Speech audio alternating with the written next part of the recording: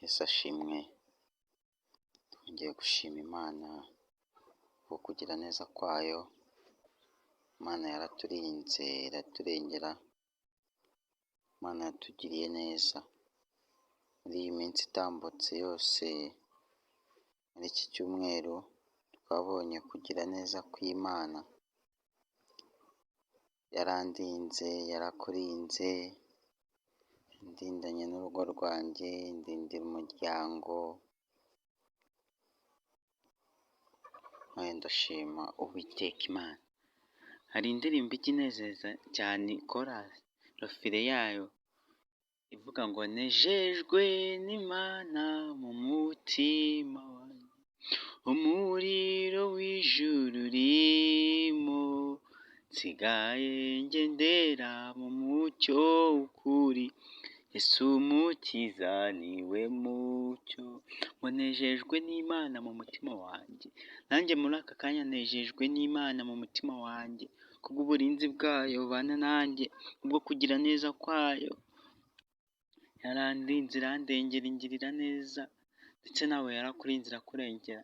Muri aka kanya rero tugiye kuvuga kuri iyi ndirimbo, aya magambo ayirimo. Indirimbo ya 383 mu gushimisha Imana.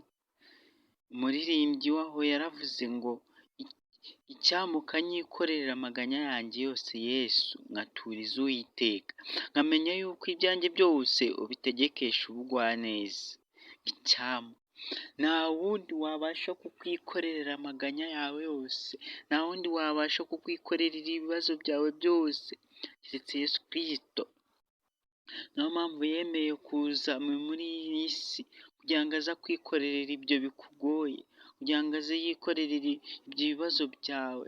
Uko kuburara ukabwirirwa bimukoreze, uko kubura aho kuba byikoreze Yesu, maze abyikorere wowe uruhuke. Ngo ubyikorere Yesu Kristo, Yesu abikwikorerere, maze abitegekesha ubugwaneza burutaho. Igitoro cya kabiri kiratubwiye ngo kenshi ntinya ibiri bubeho ngahagarika umutima.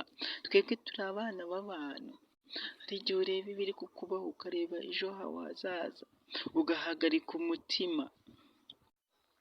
Iyo ugize kubera kwizera gukeya, iyo ugize kwizera guke, icyampa nkarorera rwose kwishingikiriza ku by'isi nkakwizera wenyine, nta wundi wabasha kwikorerera ibyawe wowe. Nta wundi wabasha kukwikorerera ibibazo byawe byose. Umuririmbyi akomeje avuga ngo icyampa nkarorera rwose kwishingikiriza ku by'iyi si. Nawe wikishingikiriza ku by'iyi si, birashira. Wikishingikiriza ku babyeyi, wikishingikiriza ku bavandimwe, ku nshuti. Hari igihe ugenda ukagera ku nshuti ugiye kuyitakira, ugiye kuyibwira ibyawe, ugasanga nayo ifite ibirengeje ibyawe, ntibashe kugukemurira ibyawe. Igihe wiringira ababyeyi ukagenda ukabona ntacyo bakumariye, ndetse ntacyo bakubwira, ugasanga nabo ntacyo bifitiye. Umuririmbyi agakomeza akatubwira ngo nabuzwa n'iki kuyisaba nkajya nyisunga ngayikoreza ayo maganya yose, nkahumezwa no kumenya yuko udatugaburira inyoni azanyumvira nanjye. Ahangaha ngo nabuzwa n'iki kuyisaba nkayisunga.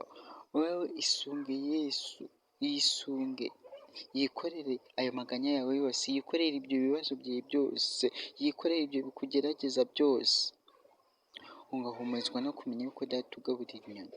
Se banza reba inyoni uburyo zibayeho, ntizihinga, ntizikora, ariko zibaho zikarya, abana bazo bararya. Datugaburiye inyoni, wowe niko utakugaburira. Wihangayikishwa n'uko uyu munsi uburaye, uyu munsi ubwiriwe, ariko ejo bizahinduka. Ejo hari icyo Imana izagukorera. Iminsi ntabwo isa. Uyu munsi ushobora kubwirirwa ariko ukanaburara, ejo ukarya. Ejo ushobora kurara hanze ariko ejo bundi ukarara mu nzu yawe bwite. Uwiteka azakumvira, adatugaburira inyoni nawe azakumvira, ndetse azakugaburira, ndetse azaguha aho gutura. Kandi agakomeza akatubwira ngo nitwizere uko bikwiriye, umutima uhagaze ujugunya rwose amahoro yawo. Ariko inyoni n'uburabyo binyigisha ko umunsi ukwiriye n'ibyago byawo byose. buri munsi, buri munsi ufite ibyawo, buri munsi ufite ibyago byawo, buri munsi ufite ibibazo byawo, buri munsi kubayeho uyu munsi ntabwo ari kubaho ejo, kuba wabayeho ejo si ko uzabaho ejo bundi. Kumenya ibyo nigishwa n'uburabyo n'inyoni mu kizi, wishingikirizeho. Mugeze aho ushaka mushorera, ni uko menye nyiri mu makuba, amahoro adashira. Ya makuba yawe urimo, bya bigeragezo, kwa kubura ukabwirirwa, kwa kuburaho kuba, kwa kugeragezwa, kwa kwangwa n'abantu, kwangwa n'inshuti, Yesu niwe utanga amahoro adashira, niwe utanga amahoro yo mu mutima ukaruhuka, ukabohoka. Wowe sanga Yesu akuruhure, sanga Yesu akubohure, maze aguha amahoro adashira. Imana ishimwe cyane, uyu muririmbyi aramfasha cyane, narindi kugira ngo mbasangize kuri aya magambo, ndetse nanaguhumuriza nkubwira ngo bucya bwitwa ejo. Uko wabayeho uyu munsi siko uzabaho ejo, uko uyu munsi wabwiriwe, waba uraye ejo wariye, ejo uyu munsi wariye ndetse ufite aho kuba, ejo uzaba ntabyo ufite. Singwisheje yuko ibintu byose bizahora ari amahoro, singwisheje yuko ibintu byose bizahora ari umutekano. Wapi, birahinduka. Uyu munsi ushobora kubaho neza, ejo ukabaho nabi, uyu munsi ushobora kubaho nabi, ejo ukabaho neza. Ibintu birahindagurika kandi Imana ikihesha ibyubahiro. Icyo byose yemera ko bitugeraho, ariko Uwiteka Imana ikaturinda muri byose. Wowe wemera uha umutima wawe Uwiteka Imana.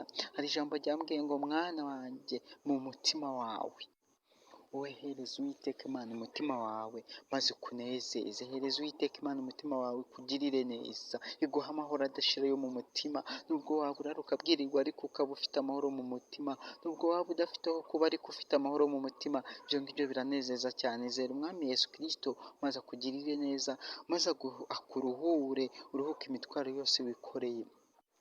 Ariko arasivuga ngo yadutuye imitwaro yaduhetamishaga, none tugenda twemye Yesu yaje mu isi atwikorera imitwaro yaduhetamishaga. Niyo mpamvu yangiriye neza, ngirira ubuntu, ankura mu bubata bw'ibyaha, agakizamo amahoro mu mutima we. Niyo mpamvu nawe yabigukoreye, yagukuye mu bubata bw'ibyaha.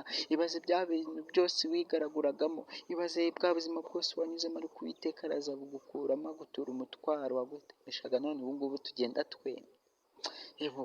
Ibuka aho yagukuye, ibuka ibyo yagukoreye byose, ibaze bwa buzima wari ubayemo, ariko Uwiteka Imana yabugukuyemo, irakurengera. Tekereza neza, subiza amaso inyuma, wibuke, ibuka kugira neza kwayo. Uwiteka Imana itugirire neza, Uwiteka Imana ikomeze guhaza ibyiza, Uwiteka Imana ikomeze kubana nawe, ikomeze kukurinda kandi kurengere. Kugira neza kwayo gukomeze kubana nawe, mu izina rya Yesu Kristo umwami n'umucunguzi wacu, amen. Amahoro y'Imana akomeze kubana namwe mwese, abari mu isi hose, kandi Uwiteka Imana akomeze kubaha ibibakwiye, kandi akomeze kubaha ibibakwiye. Uwiteka Imana ikomeze kubaremera, Uwiteka Imana ikomeze kubaha ibirenze ibyo ukeneye, Uwiteka Imana ikomeze kuguha ibirenze ibyo ukeneye, ibyo uyisaba. Uwiteka Imana ikomeze gukora ibirenze ku buzima bwacu, muri Kristo akomeze kubana namwe mwese.